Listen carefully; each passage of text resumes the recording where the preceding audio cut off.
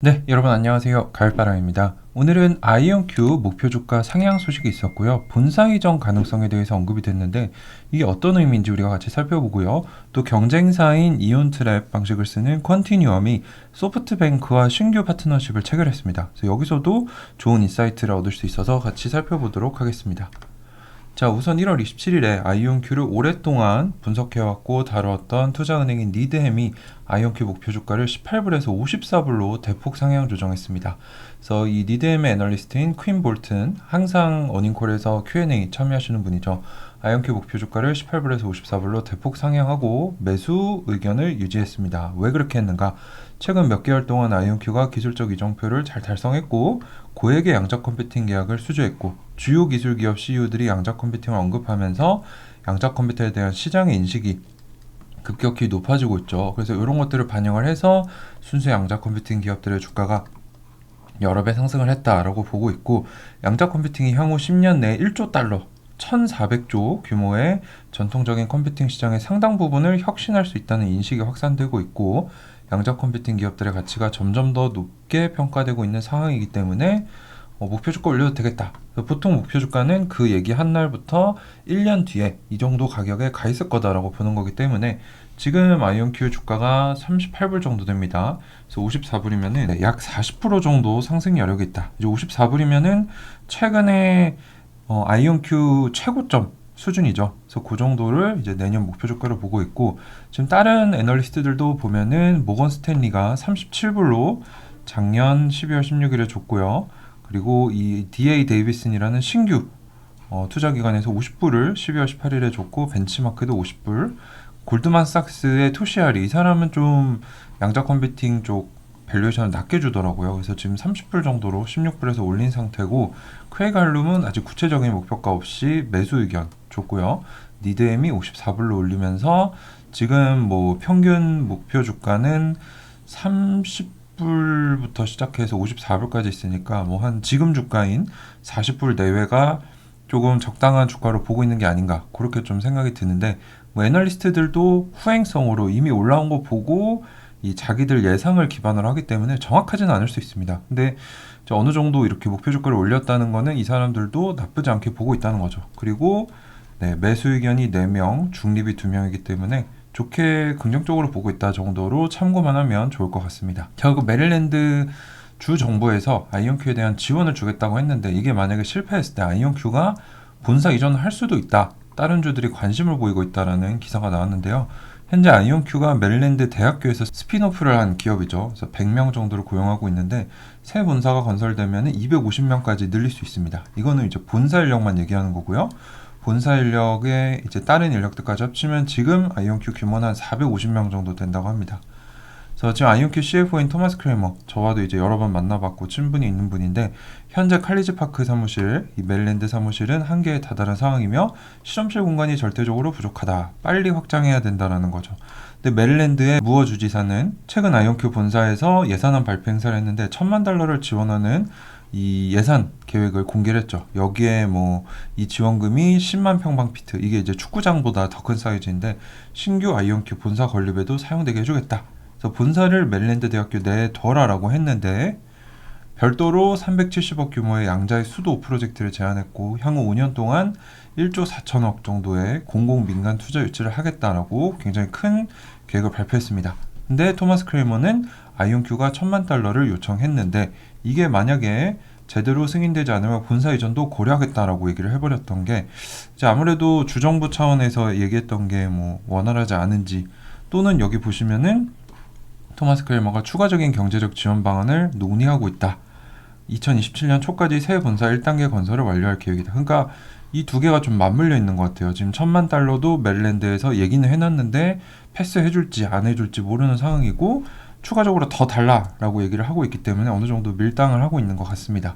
그래서 메릴랜드 주정부가 지원을 하지 않는다면 다른 곳을 찾아야 되는데, 최근 몇 달 동안 여러 주에서 아이온큐를 유치하려는 움직임이 활발하다고 합니다. 그래서 많은 지역이 실리콘밸리에서 경제력을 빼앗아 올 기회로 양자 기술을 떠올리고 있다. 그래서 일자리를 창출하려고 하고 있다. 그래서 메릴랜드, 너희 우리한테 똑바로 지원 안 해주고 추가 요청 한 거 안 해주면은 우리 딴 데로 가겠다라는, 이게 뭐 어떻게 보면은 둘 사이의 관계가 어렵나 이렇게도 볼 수 있지만 또 다른 시각으로 보면은 아이온큐가 좀 더 이 주권을 가지고 있다라고도 보여지거든요. 그래서 저 같은 경우는 아이온큐가 뭐 메릴랜드에 있는 것도 좋겠지만 또 더 좋은 장소에서 더 좋은 경제적인 혜택을 받을 수 있다면 옮겨가는 것도 좋은 기회라고 생각을 합니다. 그래서 지금 일리노이즈주는 사이퀀텀이라는 회사와 하고 있고 뉴멕시코주는 컨티뉴엄과 이 주 파트너십을 맺고 있고 메릴랜드가 아이온큐랑 하고 있는데 훨씬 더 많이 주겠다라고 하는 데 있으면 가야죠. 경쟁해야 되니까.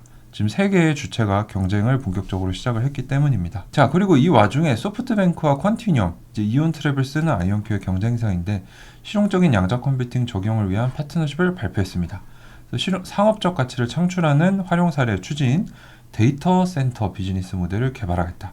인공지능이 잘하고 있지만 한계가 있고 이걸 극복하고 차세대 기술을 실현할 수 있는 혁신적인 양자 컴퓨팅을 만들겠다는 거죠. 특히 2025년은 유엔이 선정한 국제 양자과학 및 기술의 해가 됐기 때문에 AI와 양자 컴퓨팅 두 개를 합쳐서 새로운 비즈니스 기회를 창출하고자 하고 있습니다. 현재 AI만으로 해결하기 어려운 중요한 문제들이 여전히 있는데 이거를 극복하기 위해서 결국엔 CPU에 GPU 그리고 양자칩인 QPU까지 합쳐지는 하이브리드 컴퓨팅이 나올 것으로 예상이 되고 있다는 거죠. 이 추세로 가고 있다.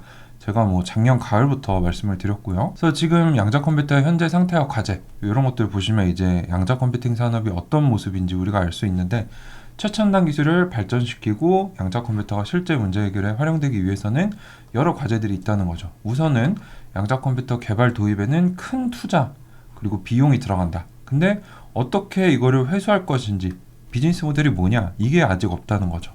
수익을 창출하는 비즈니스 모델이 아직 정립이 되지 않았기 때문에 어려운 거고 또 양자 컴퓨터가 어떤 분야에서 유용할지 명확하게 보여주는 돈이 되는 사례가 없다라고 제가 말씀을 드렸죠.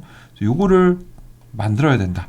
그래서 양자 컴퓨터로만 수행할 수 있는 연산이 상업적으로 실현을 할 수 있도록 하는 게 중요하고 그 시점과 규모를 예측하는 것이 중요하다. 자, 그리고 현재 양자 컴퓨터 하드웨어는 실제 문제를 해결하기 충분하지 않습니다. 노력을 하고 있지만 더 발전이 돼야 된다는 거죠. 그래서 기존 기술과 결합한 하이브리드 알고리즘도 나와야 되고 더불어서 이 오류를 억제하거나 오류 완화, 오류 수정 기술의 발전이 나와야 제대로 실용적인 계산을 할 수 있다. 이 두 가지가 중요하죠. 그래서 아직은 양자 컴퓨터가 완벽하지 못하고 좀 더 개선이 필요하지만 이 잠재력과 가능성은 크게 보고 있는 상황이라고 우리가 볼 수가 있습니다. 자, 그래서 CPU, GPU, 그 양자 컴퓨터를 결합해서 고급 연산 처리가 가능한 양자 데이터 센터를 지금 소프트뱅크와 컨티뉴엄이 만들고자 토의를 하고 있고 수익도 공유하고 비용도 분담해서 투자 리스크를 함께 줄이면서 돈을 벌 수 있는 방법을 찾고 있다는 거죠. 그래서 소프트뱅크는 자사의 비즈니스 과제를 양자 컴퓨팅 활용 사례로 할 수 있도록 제공할 예정이고 크게 두 가지로 양자 화학 분야 이제 이 광학 네트워크에서 어떻게 하면 더 좋은 효율성 있는 스위치를 만들 수 있는가 소재 탐색을 할 거고 이 네트워크 상에서 이상 탐지, 부정행위 탐지 등도 해볼 예정이라고 합니다. 그래서 지금 한정된 하드웨어 자원을 효과적으로 활용할 수 있는 소프트웨어 기술도 만들어야 되고 CPU, GPU, QPU를 연결하는 방법도 만들 예정이다. 자, 그래서 소프트뱅크는 양자 컴퓨터 가능성을 믿고 자사 내부의 다양한 과제를 해결하기 위해 양자 컴퓨터를 활용한 실험과 평가를 해왔다. 아이온큐도 예전에 파트너십을 맺고 해왔죠. 지금은 어떻게 됐는지 명확히 알 수 없지만 일부 성과를 거두기 시작했다. 오직 양자 컴퓨터로만 해결할 수 있는 문제를 세계 최초로 규명하고 양자 컴퓨팅의 실용화를 획기적으로 앞당기겠다라고 얘기했고요. 컨티뉴엄 CEO는 AI와 양자 컴퓨터를 합치면은 AI를 향상시킬 뿐만 아니라 해결하지 못했던 문제들을 해결할 수 있을 거다. 그래서 뭐 양자 컴퓨팅과 AI를 통합해서 의료, 금융, 물류, 에너지 등 다양한 문제에 쓰겠다.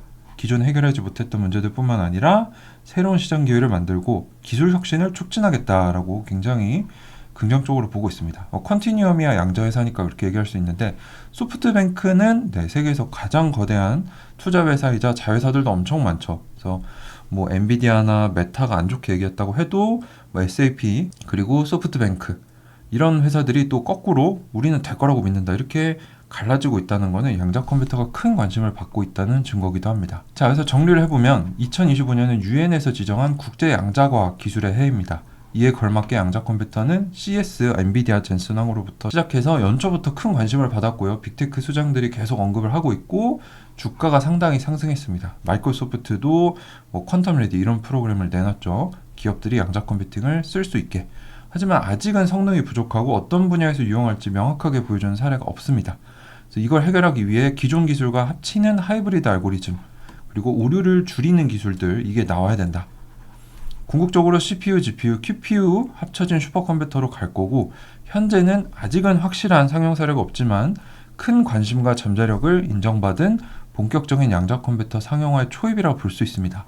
여기에 더해서 각국 정부들의 조단위 투자, 특히 미국과 중국, 유럽, 미국 주정부들의 선도 기업들과의 수천억 규모의 협업, 주식시장에서의 큰 관심과 주가 급등, 이런 것들을 보면은 이제 성과만 잘 내면은 본격적인 상용화가 시작될 것을 예상할 수 있죠. 하지만 항상 말씀드리지만 100%는 없습니다. 투자의 100%는 없습니다. 그래서 큰 흐름도 보면서 작게는 어떤 기업이 앞서고 있는지 꾸준히 비교 분석하면서 감당 가능한 금액만 장기적으로 적립식으로 투자한다면 좋은 성과를 거두실 수 있을 거라고 생각하고 저도 그렇게 투자를 하고 있습니다. 자, 그래서 오늘 아이온큐 얘기 드렸고, 컨티니엄과 소프트뱅크 파트너십을 통해서 양자 컴퓨팅이 어디에 있고 해결해야 할 과제는 뭐냐, 이런 것들도 우리가 같이 공부를 해봤습니다. 네, 여러분 물론 이거는 제 개인적인 분석이니까 투자에 참고만 부탁드리고요. 도움이 되셨다면 구독과 좋아요 부탁드립니다. 감사합니다. 가을바람이었습니다.